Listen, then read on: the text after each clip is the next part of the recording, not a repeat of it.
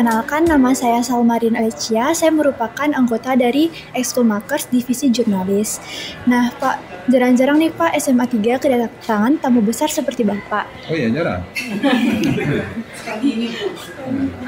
Nah, untuk itu kami boleh wawancara sedikit nggak? Boleh.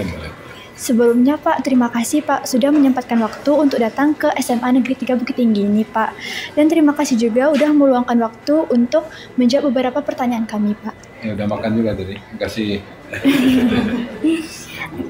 Langsung aja ya Pak ke pertanyaannya ya Pak. Silakan. Pertama untuk Bapak Mahyildi, Bapak sebagai Gubernur Sumatera Barat yang berprestasi, apa tantangan terbesar yang Bapak hadapi dalam meningkatkan kualitas di dunia pendidikan di Sumatera Barat ini Pak?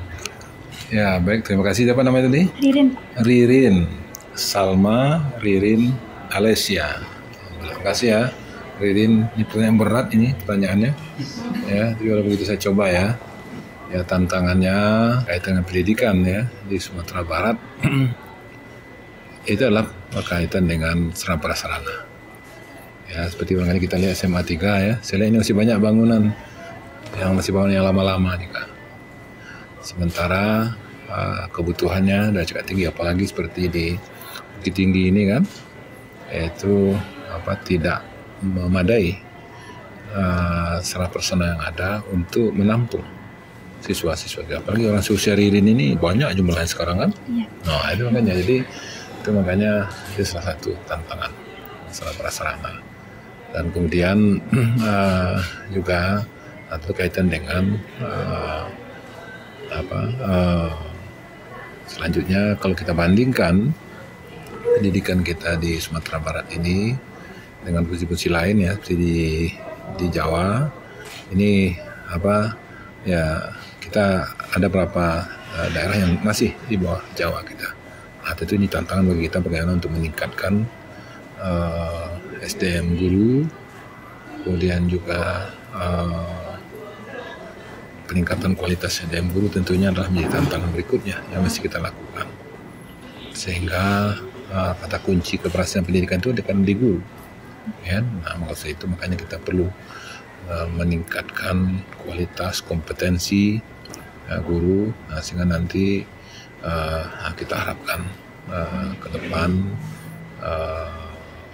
walaupun secara personal ya anak kita juga tidak kalah, termasuk juga ada di antara kita yang di jarak olimpiade kita internasional, penghargaan internasional juga ada, tapi secara rata-rata kita memang perlu memacu ya, bagaimana kita bisa lebih baik dari sekolah-sekolah yang ada di Jakarta ataupun juga di daerah Jawa lainnya. Baik, terima kasih Bapak Mahyildi. Kemudian Ririn mau nanya ke Pak Barlios nih Bapak. Bagaimana pendapat Bapak tentang pendidikan karakter sesuai dengan kurikulum Merdeka yang sedang kita jalani saat ini Pak? Dalam kurikulum Merdeka yang dicanangkan dari Kemdikbud itu karakter mendapati fungsi yang utama. Ada 5 karakter profil pelajar Pancasila, ya, itu harus dimiliki oleh para siswa. Yang pertama, beriman dan bertakwa kepada Tuhan Yang Maha Esa dan berkepribadian mulia. Itu yang pertama yang harus kita bangun, bahwa anak-anak Indonesia harus bertuhan, harus berketuhanan Yang Maha Esa dan berkepribadian mulia. Kemudian yang kedua, berkebinekaan global, paham tentang isu-isu global dan keanekaragaman di dunia ini, manusianya, suku bangsanya, bahasanya, warna kulit, sebagainya. Kemudian bergotong royong.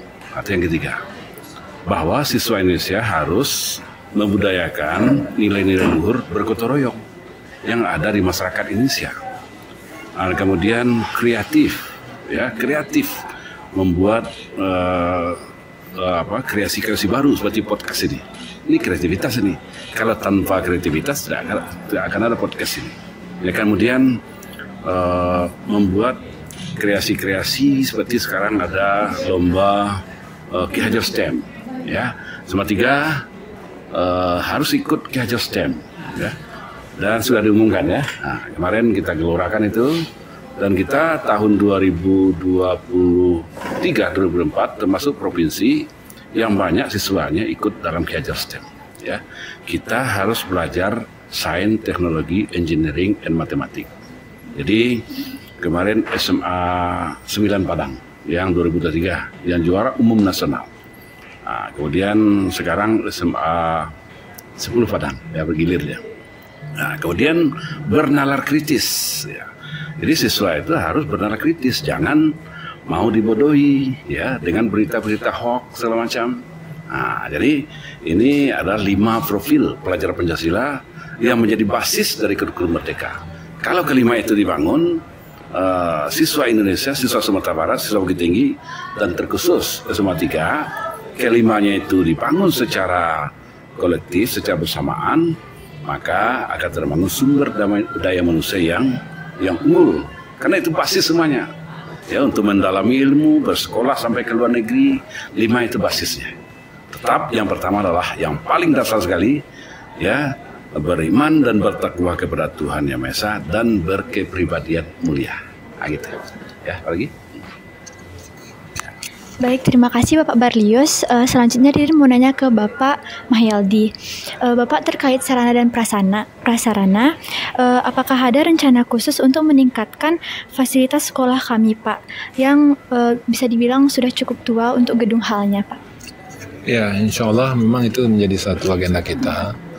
Ya, karena seperti saya sampaikan tadi, bahwasanya kelengkapan sama prasarana, kemudian kenyamanan para peserta didik untuk belajar, apalagi belajar kan menguras pikiran, ya kan? Kos itu masa tempatnya tidak ini kan, tidak maksimal. Kos ini perlu dukungan untuk di samping juga guru, dan insya Allah secara bertahap kita semenjak saya menjabat sebagai gubernur itu kita membangun beberapa sekolah-sekolah baru, dan kemudian juga ada ruang kelas baru, dan kemudian juga berarti tambah ruang kelas baru, berarti kita meningkatkan sana di sekolah-sekolah yang ada. Dan termasuk juga saya lihat itu tadi saya lihat ada bangunan yang ketika saya di SMA dulu masih ada di sini. Saya SMA 1 Bukit Tinggi, saya lewat ke sini dulu masih ada bangunannya sana. Jadi ada di kafe sekarang ya. Jadi maksud saya itu ini sekarang ini bisa apalagi seperti ini ada bagus ini ada lantai 3 ya. Nah, kalau boleh nanti mungkin ke depannya lantai 3 semua, sehingga apalagi luas tanah di sini kan tidak begitu luas, di bawah 10.000. Maka itu perlu pemanfaatan ruang yang maksimal, sehingga juga kita punya ruang yang untuk aktivitas para siswa. Jadi mudah-mudahan mohon doa ya Ririn ya, supaya nanti rezeki kita murah, dan kemudian nanti dan rezeki itu juga bisa mengalir ke SMA 3 ini. Terima kasih Bapak Mahyaldi. Ini pertanyaan terakhir dari Ririn untuk Bapak Mahyaldi sama Bapak Barlius, Pak. Oh iya. Iya, Pak. Apa harapan Bapak terhadap generasi muda di Provinsi Sumatera Barat ini, Pak? Generasi muda kita sebagaimana harapan pemerintah kita, tahun 2045 nanti mereka jadi presiden lagi, mereka jadi gubernur lagi, mereka jadi bupati wali kota, DPR RI, media legislatif, di para pejabat-pejabat di Nusantara ini, di Indonesia ini, termasuk juga di Sumatera Barat Bukit Tinggi ini. Ya, karena kalau dihitung kan 21 tahun lagi, 2045, waktu itu kita mau mencapai Indonesia emas. Nah, pada 21 tahun lagi berarti Ririn jadi Menteri Ekonomi nanti kan. Ririn nanti menjadi pejabat nanti kan. Iya kan? Iya. Nah, waktu itu usia Ririn nanti berarti pada waktu itu berusia 37 tahun, ya kan? 7 tahun, 36 tahun. Itulah nanti masa-masa Anda yang nanti akan. Nah, kalau itu harapan kami pada generasi kolonial ini, maka bagaimana generasi muda itu menggunakan kesempatan yang luar biasa ini dalam rangka untuk membekalkan dirinya dengan, nah tadi seperti yang disampaikan oleh Pak Barlius, dengan 6 karakter ya, profil pelajar Pancasila, yaitu memiliki keyakinan pada Tuhan Yang Maha Kuasa, kemudian berakhlak mulia ya, dan kemudian juga berkepribadian, berkebinekaan dulu, dan mereka juga menyadari bahwa kita ini adalah bangsa yang besar, yang beraneka ragam. Nah, maka itu kita juga harus mampu untuk berinteraksi dengan banyak orang, banyak suku, banyak bangsa, banyak daerah yang ada di sana, termasuk juga dengan dunia internasional kan. Kemudian juga kritis di antaranya tadinya. Maka itu saya kira itu adalah hal-hal yang mesti kita miliki, karena memang ke depan butuh SDM yang lebih handal. Karena cita-cita kita mau menjadikan Indonesia ini menjadi 4 negara besar di dunia. Bayangkan, berarti kita bisa duduk sama tinggi, duduk sama rendah, duduk sama tinggi dengan masalah-masalah lain di dunia. Nah, saya itu kepada generasi muda hari ini, seriuslah belajar, bekali dirinya secara maksimal dengan pengetahuan, dengan keimanan, dengan akhlak mulia, ya, kemudian kemampuan untuk berinteraksi, ya, cerdas emosional, cerdas spiritual, cerdas intelektualnya, dan kemudian juga pada saat yang sama juga tentu kita berharap kepada generasi muda hari ini, ya, mereka juga membentengi dirinya daripada hal yang akan membahayakan, yang akan merusak dirinya, jauh dari narkoba, jauh dari perilaku menyimpang, dan kemudian juga jaga fisiknya, kesehatannya, jangan terlibat dengan tawuran, hal yang membahayakan, maka hindari itu semuanya, ya, sehingga ke depan memang kita segi fisik, kompetensi, kemudian sisi kemampuan, kita memiliki kemampuan yang handal. Dan tidak mungkin bangsa ini akan bisa beri tegak sama tinggi dengan bangsa lain kalau seandainya pemimpin pada waktu itu, pemuda hari ini, itu mereka tidak kuat dan tidak berkualitas. Jadi memang harapan kita masa depan generasi muda Indonesia, khusus Sumatera Barat dan Bukit Tinggi, ini menjadi generasi handal. Kuncinya itu tadi, dengan memantapkan bangunan sebagai basic pembangunan karakternya itu 6 tadi ya. Tadi disebut 5, suatu 6. Yang pertama, beriman dan bertakwa kepada Tuhan Yang Maha Esa dan berkepribadian mulia. Nomor 2-nya berkebinekaan global. Nomor 3-nya bergotong royong. Nomor 4, kreatif. Nomor 5, bernalar kritis. Nah, kemudian terakhir mandiri. Ya, generasi muda Indonesia harus mandiri, jangan mengantungkan diri. Sejak SMA kita harus bisa membantu orang tua, ya, berkreativitas. Handphone yang kita miliki itu bisa menghasilkan uang, misalnya dengan trading saham. Ya, kemarin saya di SMA 3 Padang ada MSc Sekuritas bersama Bursa Efek itu hadir di SMA 3 Padang untuk mensosialisasikan tentang trading saham. Bisa dengan modal 5.000, anak muda bisa sudah jual beli saham dia, karena ada saham itu yang harganya Rp65. Nah, apalagi modal 10.000, 20.000. Nah, jadi anak muda itu harus kreatif. Dan kemudian ke depannya kita harapkan anak-anak muda Sumatera Barat ini bisa kembali memaki pantang terhadap. Karena kita level kita di nasional pendiri bangsa, pejuang, pendiri, penyelamat bangsa, proklamator juga Sumatera Barat ini. Jadi nenek moyang kita hebat-hebat. Baca itu biografinya Hatta, baca biografinya Sultan Syahrir, ya kan? Baca biografinya Nazir Sultan Pamuntjak, baca biografi orang hebat itu, supaya kita bisa menjalani jalan hidup seperti dijalani oleh orang-orang hebat itu. Nah, kemudian generasi muda Sumatera Barat di samping memaknai tentang 6 profil pelajar Pancasila, juga mendalami adatnya, ya, mendalami agama, mendalami adat istiadat agama dan intelektualitas. Karena orang Minangkabau itu tiga tadi saya pilih, itu intelektual, kemudian ulama, paham dengan agamanya, dan kemudian paham dengan adatnya. Seperti Bapak Gubernur, beliau adalah intelektual, ya, ketua ISMI Sumatera Barat, Kota Padang ya, dulu ya. Kemudian beliau adalah nenek mama, ya. Nah, kemudian beliau adalah nenek mama, ulama, ya, beliau ulama. Jadi lengkap bagi beliau itu. Seperti profilnya Bapak Gubernur ini. Nah, ke depan generasi muda Sumatera Barat di Bukit Tinggi khususnya harus paham tentang itu, tentang budaya kita. Nah, jangan tercabut dari akar budaya kita. Kita boleh modern, tapi jangan tercabut di akarnya. Namanya modernisasi, ya. Nah, kalau westernisasi itu mencabut dari akar sejarah. Kita ambil budaya Barat. Nah, tapi kalau modernisasi, budaya kita yang kita modernkan, itu boleh mengikuti zaman. Dan kemudian diingatkan juga generasi muda harus menghindari yang 4. Apa yang 4? Yang pertama adalah narkoba. Narkoba harus dihindari karena narkoba itu merusak tubuh. Nomor 2 pornografi, ya. Nomor 3 LGBT. Nomor 4 tawuran, perundungan. Jauh yang 4 itu, dan kemudian laksanakan profil pelajar Pancasila itu. Insya Allah Anda akan menjadi orang hebat nanti di 100 tahun usia kemerdekaan Indonesia. Karena nanti usianya sekarang 19 kan, 18, berapa ini? 17 tambah 21, berarti usianya nanti 38, itu sudah menjadi pemimpin bangsa nanti itu.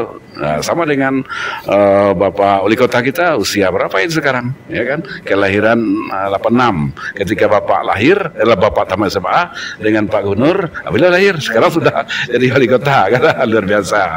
Jadi nanti yang muda-muda lagi, Sultan Syahrir juga usia 36 tahun jadi Perdana Menteri. Sudirman usia 29 tahun jadi jenderal. Dulu orang itu muda-muda, sudah dewasa.